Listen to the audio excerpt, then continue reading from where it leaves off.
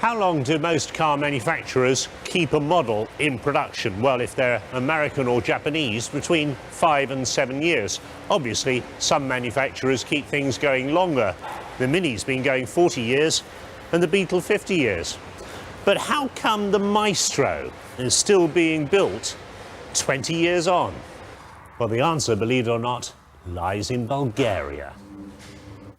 It all started when the Bulgarian government decided they wanted a national car. The country had become independent. Rover found a factory, trained up staff, put in the tools, and generally spent around £20 million on a plan to build the Maestro there from CKD, that's completely knocked down, kits.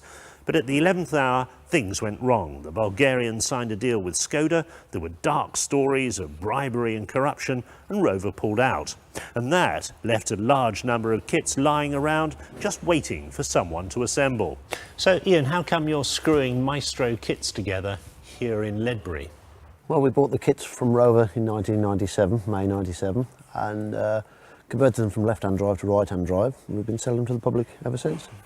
And is it a difficult car to put together? We're very, very fortunate. You couldn't wish to assemble a simpler car. It's quite straightforward. And they look slightly different to the Maestros I remember. Why is that? Yeah, it was a Bulgarian market spec. It's a Clubman, really, without a sunroof. Now, when you build the cars from the kits, you're converting them from left-hand drive to right-hand drive, but there's some interest in the left-hand drive models. Well, we've actually sold left hookers in the last few weeks for people to go into France and Spain because they're left-hand drive already. And you're doing the vans as well? Well, the van's sort of 500, same again, 1.3, 5-speed petrol, all in white. Now, I remember the Maestro launch in Spain. The top-of-the-range versions had a voice synthesizer that told you to put on your seatbelt and take off the handbrake. Now, we came down a mountain road, I hit a patch of oil, skidded into the side of the mountain, smashed the car very hard and turned it on its roof, and we skated down the road with cascading glass and shrieking metal.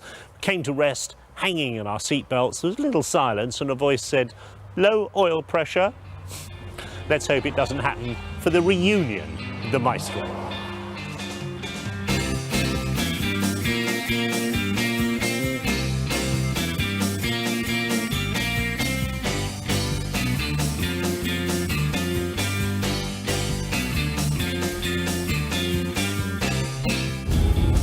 It's actually very useful to drive the Maestro because it reminds you just how far car designers come in the last 10 or 15 years.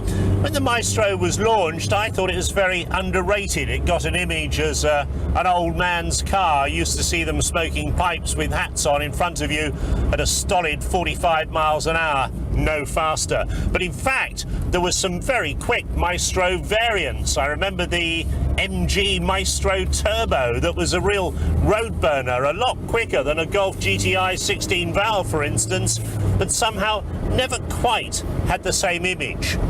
For 5,000 quid today, it's exceptional value for money. 5-speed gearbox, no power steering, but the steering isn't too bad. Very sparse and Spartan plastic dash layout, but again, what do you want for the money? £5,000, of course, is not a lot for a brand new car. The only other new car on sale in the UK for a similar price is the Perdua Nipah, a Malaysian copy of an old Daihatsu, and not frightfully desirable. So the Maestro makes quite a lot of sense compared to other new car prices. However, £5,000 will buy you quite a lot on the used car market. It would be silly to pretend that the Maestro is the same as a brand new current car. It is starting to show its age.